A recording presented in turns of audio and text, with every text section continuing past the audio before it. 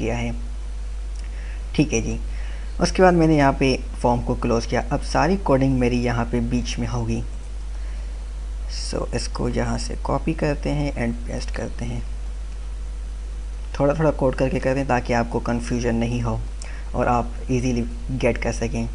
यहाँ पर okay 1 second, इसको सबसे पहले हम PHP को स्टार्ट करेंगे यहाँ पे, एंड देन यहाँ पे हम PHP को क्लोज करेंगे। ठीक है जी। यहाँ पर मैंने एक वेरिएबल बनाया जिसका नाम दिया क्यूरी, आप इसे कोई भी नाम दे सकते हैं। एंड इसके अंदर मैंने क्या किया, सिलेक्ट एस्ट्रिक फ्रॉम क्यूज़।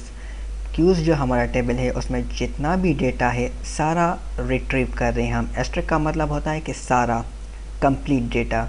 अगर आप यहाँ पे मखसूस कॉलम नेम देंगे तो आप वो भी दे सकते हैं, लेकिन मुझे सारा डेटा चाहिए, देर से मैंने यहाँ पे एस्ट्रिक लिखा है। उसके बाद ये तो मेरी सिंपली क्यूरी थी। अब इस क्यूरी को रन करने के लिए हम क्या करते हैं, MySQL_query हमारा एक फंक्शन मेथड है और इसके अंदर हम अपनी क्यूरी लिखते हैं। ये वाला जो वेरिएबल है यहाँ पर मैंने लिखा। ठीक है। अब अगर मेरी ये क्यूरी रन हो जाए तो ठीक है, अदरवाइज़ मेरा नीचे वाला जो पेज है वो नहीं चले और वहाँ पे एरर आ जाए, उसके लिए मैंने यहाँ पे MySQL_error एक हमारा मेथड है जो कि मैंने यहाँ पे कॉल किया है। मतलब कि जो भी हमारा एरर होगा वो सामने आपको स्क्रीन पे शो होगा।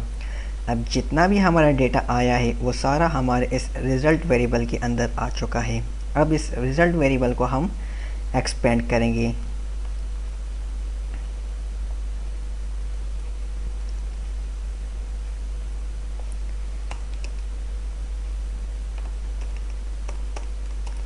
ठीक है। अब यहाँ पर इस कोड को देखें, मैंने सिंपली क्या किया है, वाइल लूप यूज़ किया है। आपको वाइल लूप्स का आई गेस के पता होगा, अगर नहीं पता तो आप मेरे उस सीरीज़ के ट्यूटोरियल देख सकते हैं, वहाँ पे मैंने ऐसे मेंशन कर दिया है।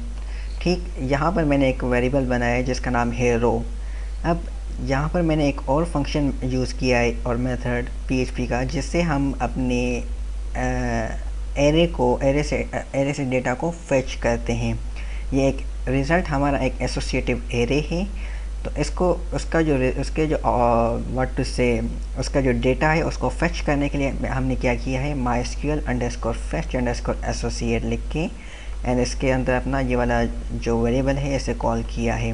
तो इसका अब जितना भी डेटा होगा वो हमारे रो वाले वेरिएबल में आ जाएगा।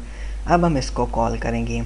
एसोसिएटिव एरेज में हमें एक फ़ायदा ये होता है, वैसे हम यहाँ पे fetch_array एरे भी लिख सकते हैं, लेकिन एसोसिएटिव का मतलब ये होता है कि आप अपनी आईडी को एज अ नेम कॉल कर सकते हैं। मतलब ये देखें रो एंड देन मैंने आईडी अपने कॉलम का नाम दिया है, ये वाला मैं आपको दिखा देता हूँ। ये जो आईडी है ये यहाँ से इसकी अब जितनी भी आईडीज़ होंगी उसे कॉल करेगा। ठीक है। अब मैं इको कर रहा हूँ question 1। इसका आउटपुट देखते हैं सबसे पहले। 1 सेकेंड, इसको मैंने रिफ़्रेश किया और ये देखें हमारे जितना भी हमारा डेटा था ये वाला, ये सारा यहाँ पर फेच हो चुका है, सिर्फ़ और सिर्फ 3 लाइनों के कोड में। मतलब कि ये 4 लाइनों का मैंने कोड लिखा और हमारा जितना भी डेटा था वो सारा फेच होके आ गया है। इसको समझना बिल्कुल ही आसान है, अब ज़रा सी कंसंट्रेशन की आपकी ज़रूरत है। ठीक है जी। यहाँ पर देखिए क्वेश्चन क्यू लिखा हुआ है, सब में क्यू लिखा हुआ है। ये क्यू कहाँ से आ रहा है, मैंने इको करके ये वाला क्यू यहाँ पर लिख दिया है। ठीक।